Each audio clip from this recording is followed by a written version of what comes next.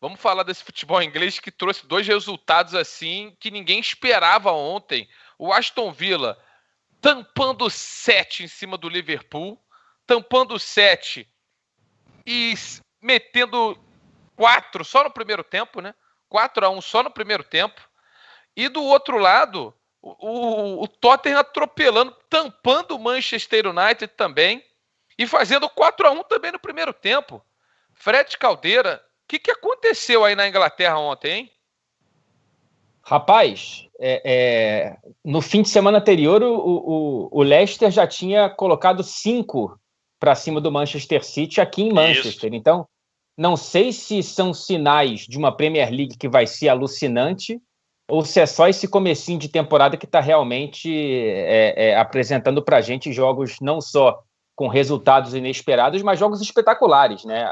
Nesses 38 jogos que a gente teve até agora na Premier League, jogos, não rodadas, evidentemente, tivemos já uma média de gols maior do que historicamente a Premier League tem, um menor número de empates do que historicamente a Premier League tem, uma maior vitória dos visitantes do que historicamente a Premier League tem. Então, é uma liga que começa a dar sinais de que pode ser uma temporada não só atípica, como em que desperta a esperança de grandes resultados para qualquer equipe praticamente, né? Quando a gente olha para o Tottenham, que foi o primeiro resultado acachapante do domingo, você fica assustado, evidentemente, mas talvez, por ser uma outra equipe do Big Six, atropelar o Manchester United pode dar aquela impressão de que, beleza, entre os 6 ali, qualquer um pode atropelar o outro. Mas quando o Aston Villa vai para cima do Liverpool, atual campeão, e lembremos que o Aston Villa foi quase rebaixado na temporada passada, e a temporada passada tem poucos meses. Não tem uma pré-temporada inteira. Foi há pouco tempo que o Aston Villa estava brigando para não cair, e coloca 7 para cima do Liverpool. O United teve um expulso. Tudo bem que foi um centroavante, não justifica ter tomado 6 gols. O Liverpool não teve nenhum expulso. Então, o Aston Villa, impressionante. É impressionante o quanto que esses 2 resultados podem trazer uma leitura genérica de uma Premier que pode trazer uma temporada alucinante, e aí reflete na Liga dos Campeões também, como a gente pode esperar os times ingleses participando, ou até uma média de gols maior, como reflexo da Premier League. E também acho que tem análises específicas, né? Tanto do jogo aqui no estádio Old Trafford, quanto também no jogo aqui pertinho em Birmingham, Aston Villa 7, Liverpool 2, Luiz. O Everton é o líder do campeonato com 4 jogos, 4 vitórias. O Aston Villa é o vice-líder com 3 jogos e 3 vitórias. Então são surpreendentes aí os 2 primeiros colocados no campeonato. Mauro, há obviamente uma análise específica em cima de cada jogo, em cima de cada goleada. Mas se a gente for olhar globalmente e afastar um pouquinho, pela forma com que jogam, pela forma com que o futebol é disputado hoje, essa situação da exposição, de você pressionar, como aconteceu com o Flamengo lá no Del Valle, como aconteceu com o City semana passada, como aconteceu com o Liverpool, é uma característica desse jogo que é disputado hoje. O Bayern tomou do Hoffenheim. Isso, e tomou 3 ontem também, né? Nesse final de semana, acho que foi 4-3, né? Então, assim, o Mauro, é uma peculiaridade, uma característica desse futebol que é disputado nos tempos atuais? Olha, vamos torcer. Aconteceu na Itália em 83, quando chegou o Platini e Juventus, 2 rodadas cheias de gols. Falo, agora vai. Não, continua do mesmo jeito. Ainda mais lembrando que nos anos 70, até mais nos anos 70 e menos nos anos 80, foi a década com menos gols do mundo, por uma série de questões. Mas o que a gente está vendo, principalmente focar na Premier League, é algo que se imaginava, né? Porque o Manchester City e o Liverpool num nível absurdo. O nível de investimentos e a maneira como terminava a temporada, o Chelsea, o United e o próprio Arsenal. O Everton com potencial, o Rames, dá para dizer, talvez seja o melhor jogador hoje da Premier, pelo menos para começo de conversa. Então, assim, muitas boas, o Wolverhampton, o Leeds, o Bielsa e tal, são muitas equipes que podem ganhar a Premier, podem ganhar a Champions e podem manter um nível absurdo. Assim, eu esperava a melhor Premier League de todos os tempos, e falei aqui, falei em outros lugares também, que eu esperava por esse nível a melhor Premier League de todos os tempos, e ainda com mais chances para Liverpool e City, mas sem aquela superioridade absurda que tiveram, muito por méritos deles, menos de ter méritos dos outros. Mas esse começo alvissareiro é muito legal, e aí, bem citado por você, Luizinho, de outros jogos, a gente vê coisas muito legais. que tem muito lance que acontece de saída errada de jogo, que é uma outra discussão, mas também favorecendo, como foi, por exemplo, o primeiro gol ontem do Aston Villa, numa série errada do Adrian, mas é legal, é o time pressionando em cima e tal. Isso, como qualquer esporte, qualquer atividade, você vai ter alguns remédios ou contragolpes, literalmente, vai dar para discutir. Mas o que é legal é essa insaciabilidade e com um ano absurdamente atípico por conta da pandemia, questão física, você pode discutir. Também é interessante, aí eu insisto, a questão dos 5 legal, das 5 alterações, pode-se pensar cada vez mais em fixá-la, porque você deixa o jogo com mais atrativos, ao mesmo tempo você pode ampliar a diferença entre as equipes de maior investimento e as de menor, porque tem mais gente qualificada no banco, e outras questões também que a gente pode dizer que são características do jogo.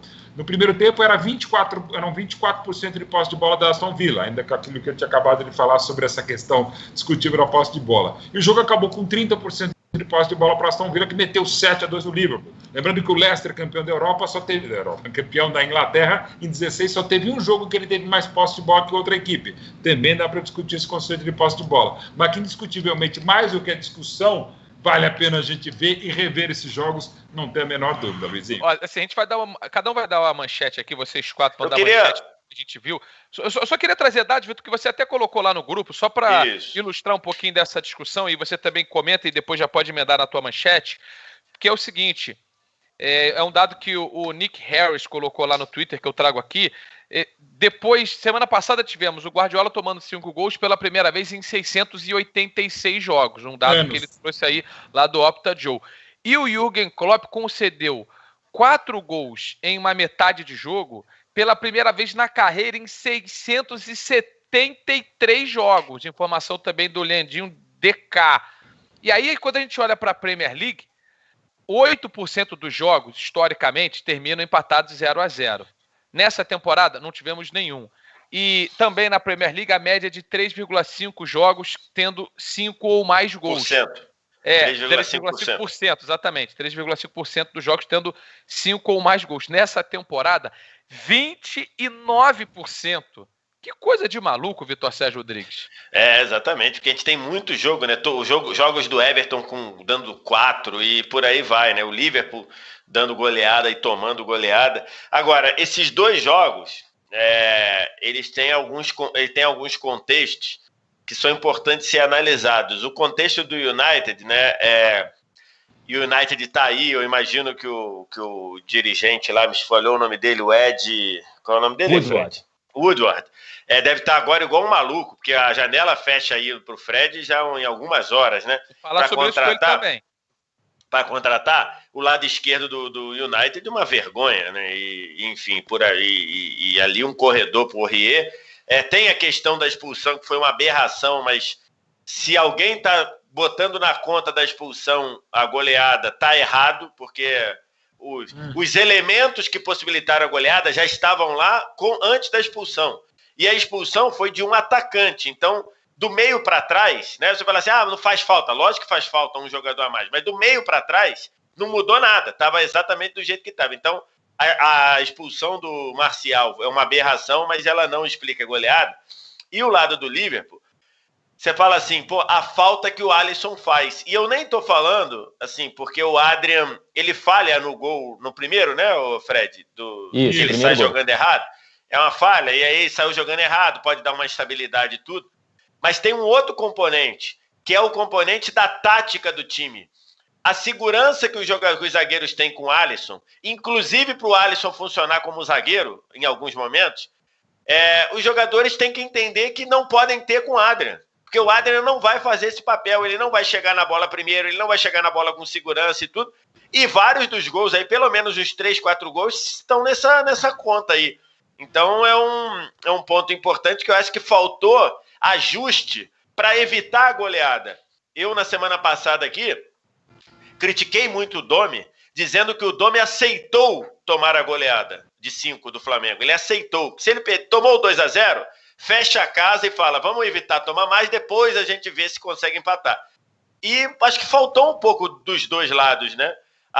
Os caminhos para a goleada estavam lá e o Solskjaer não conseguiu ajustar e nem o Klopp conseguiu ajustar, né? Não era para o Liverpool estar jogando tão alto, não era para o Liverpool estar jogando com uma zaga correndo tanto risco, porque não tinha o Alisson lá atrás. E o Alisson, a cada jogo que ele fica fora, e vai ficar fora aí 6 semanas, ele fica mais barato, né? E ontem, nesse final de semana, o Ederson foi convocado para o lugar do Alisson, e o Ederson que falhou no jogo contra o Leeds, no empate City 1-1, o Ederson sai mal e o Leeds acaba empatando o jogo. Bom, a gente vai dar mais... Porque tem um lado, né? A gente tá falando aqui das goleadas sofridas por Guardiola e Klopp em sequência, mas ninguém fala também quando o Mourinho vai lá e mexe 6, porque agora o Mourinho foi lá e guardou 6. Eu quero ver quando é que eles vão aparecer assim. Foi a não sei quantas vezes em 1 milhão de jogos que o time do Mourinho foi lá e fez 6 gols. Essa estatística ninguém pegou ainda. Fred, eu só queria que a gente manchetasse esse fenômeno de goleadas que a gente teve no final de semana na Inglaterra, mas antes, rapidinho, lateral esquerdo chegando ao Manchester United, Alex Telles, Cavani, Alex Telles e Cavani. Quero saber se já tivemos o anúncio oficial, se teremos o anúncio oficial, se vão chegar mesmo como reforço do Manchester United, e a situação do Dembélé, que era um nome também que estava sendo especulado aí no United. O United queria um empréstimo. Como estão essas 3 situações, Fred? Ainda nenhum anúncio oficial por parte do Manchester United, mas a gente tem as informações do lado do Alex Telles, por meio da apuração, tanto da Tati Mantovani, nossa repórter em Madrid, com muitos contatos no sul do Brasil, de onde vem o Alex Telles quando jogou pelo Grêmio, quanto do lado do Arthur Quesada, de Portugal, o Alex vem do Porto, de que o jogador já está aqui em Manchester, está fazendo exames médicos, vai ser anunciado a qualquer momento uma negociação que no montante total, valor das transferências, mais adições de acordo com o rendimento do brasileiro aqui, deve chegar a cerca de 20 milhões de euros, porque não é um valor tão alto para um jogador que não está velho e que pode chegar e fazer uma diferença muito grande, até porque, pior que o Luke Shaw, dificilmente alguém é. O Alex Telles, ele está entrando no último ano de contrato. Então, ou o Porto vende agora, ou em janeiro, mas enfim, dificilmente conseguiria mais que 20 milhões em algum futuro próximo. O Manchester United, então, está muito próximo de fazer essa contratação. O anúncio oficial chega a qualquer momento, assim como o do Cavani. O Cavani está aqui também em Manchester desde ontem. Chega, como a gente sabe, sem nenhum valor de transferência, já tinha saído, acertado a sua saída do PSG. Um detalhe interessante dessa contratação do Cavani é que diversos veículos aqui, por isso que eu não vou acreditar apenas um, da Inglaterra, disseram que ajudou muito para a negociação do Cavani o fato de que o PSG tenha sido sorteado no grupo do Manchester United. Tem um ódiozinho do ex, é? Pois é, o Cavani parece que se animou ainda mais com a proposta do Manchester United depois desse sorteio. A princípio, parece que ele queria, inclusive, estrear logo ontem, mas não deu tempo, evidentemente, dele jogar. E ele vai ser anunciado nas próximas horas. O Manchester United tem o jogo contra o Newcastle, quando volta da data FIFA, e o Luizinho gosta quando pronuncia esse nome. Newcastle, do Fred, é um negócio, histórico, pô. É outro nível, né? Joga fora de casa contra o Newcastle, mas depois já pega o PSG, no dia 20. Então, o Cavani, se ele correr aí, né, não precisa correr tanto porque a gente tem a data FIFA, mas se ele já estiver em forma para o jogo contra o Newcastle, ele já pode jogar no Parque dos Príncipes contra o PSG. Parece que é uma vontade muito grande do atacante de enfim, provar para a diretoria. Ele saiu magoado realmente do PSG. O Dembélé, outras notícias aqui dizem que o Barcelona quer vender, o United quer por empréstimo. Por conta dos dois estarem em páginas diferentes, essa negociação ela não deve seguir adiante, tá, Luizinho? E acho que a grande contratação do dia, deixando claro que a gente já sabia do Alex Telles e do Cavani desde ontem, pode ser o Thomas Partey, que é o jogador do Atlético de Madrid.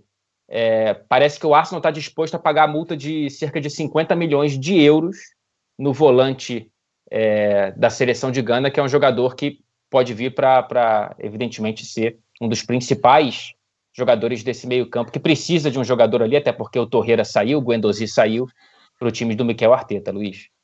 Boa. Vamos lá, então, para a gente manchetar aqui, o Ale, o Cavani, então, foi pro United porque vai pegar o Paris Saint-Germain. Ele ficou na vontade, na febre de bater no ex-time dele. Vamos lá, vamos para as manchetes, para essas goleadas, para esse momento do futebol, de 7-2 Aston Villa em cima do Liverpool, 6-1 do Tottenham em cima do United. Vai lá, Ale, começa contigo. Eu acho que em homenagem ao meu amigo e de quem eu sou muito fã, o Homem Peruca, e que ele tá nesse estilo mais retrô aí nas palavras, eu vou de aconteceu, virou Manchester. Okay? Boa, hein? Aí você é gênio, viu? Você é gênio. Palmas para Ale Oliveira. Aconteceu, virou Manchester. A molecada não entendeu muito, Ale, mas assim, fantástico. Então ninguém entendeu, Luiz, porque velho não se mete no YouTube. Essa que é a verdade. Isso aqui tá passando no Facebook também? Também. E no Twitter também. No Facebook tem mais velho. Então essa manchete foi só para o pessoal do Facebook, porque se tiver velho aí no YouTube, se manifeste ou peça para sua neta digitar, porque você não enxerga mais o coisas, e comemore com a gente esse título. Aconteceu, virou Manchester. Muito bom. O Réveillon de 83, isso. É muito bom. Vitor Sérgio Rodrigues, as goleadas, esse momento da Premier League que não tem empate 0-0, tá delícia, hein? Seria gol loucura. Olha aí, ó, gol loucura. O pessoal tá inspirado hoje, hein? Pegou, o Vitor Sérgio, ele fez ainda, essa manchete ela serve pro líder do Campeonato Brasileiro e ela serve pro futebol inglês também, né, Vitor? Exatamente, bota todo mundo na mesma página assim, tu bota lá aí faz a página para consumo do futebol brasileiro e de fora também. Uma imagem do Galo fazendo 4 gols num tempo e depois o Tottenham, Aston Villa, pode botar o Bayern de Munique junto também. Gol loucura. Boa, gostei. Fredão, vamos à sua manchete aí, as goleadas que você acompanhou bem de pertinho na Inglaterra. Pô, cara, se tivesse sido só o Tottenham, acho que seria maravilhoso a gente trazer um Carlos Drummond de Andrade e colocar um É Agora José. Porém, não foi só o Tottenham, eu vou colocar um simples, uma criatividade lá no chão, ainda mais depois do Alê, que é anotaram as placas, interrogação, apenas isso. Tá bom, tá justo, né? Tá justo, passou muito rápido, tem que ver, foram atropelados. Mauro Betti, agora, Mauro, eu vou falar um negócio, o senhor nunca chegou tão pressionado para dar uma manchete nesse programa, porque foram 3 grandes manchetes, Mauro Betti. Melhores que a minha. Então, mas eu confesso que a minha eu pensei na hora, lembrando um grande sucesso, a mais o Fredão conhece bem, tem excelente gosto, do Prince, de 1984, do álbum Purple Rain. Let's Go Crazy. E aí o gol... Purple Rain. Maravilhosa. Nossa, essa é da patroa. Era na época da crise, que eu não namorava com a Sil, que hoje é minha mulher. Nossa, a música era essa, Still Loving You. E Careless Whisper. Não lembra isso, vai dar inquérito em casa, mano. Mas era assim já sempre vai dar inquérito em casa, mano. Não, ela sabe disso. Mas enfim, mas Let's Go Crazy, você pode ir vendo o gol do Iro, você faz o gol como objetivo e tal. E eu até estou revendo aqui para não errar nas minhas contas, nos meus critérios, para você ver qual é uma coisa maluca. Já falei aqui desse Aston Villa e Liverpool. Para mim foram 13 chances de gol do Aston Villa e 7 do Liverpool. É um aproveitamento absurdo, gente. Outros jogos também, só assim não acaba 7-2. Também porque dos 3 bolas caramboladas que eu não lembro no time ter tomado 3 gols, e aqui não é para defender o Liverpool, mas é uma coisa realmente maluca o que a gente viu e que nos deixa ainda mais felizes por essa loucura. Então, por isso, vamos dizer, let's go crazy. E sempre indicando a dica, o Prince, que depois virou o The Symbol. Prince. É um artista fantástico. Vale a pena, mas o Alê tem outras considerações que é bom que ele não faça.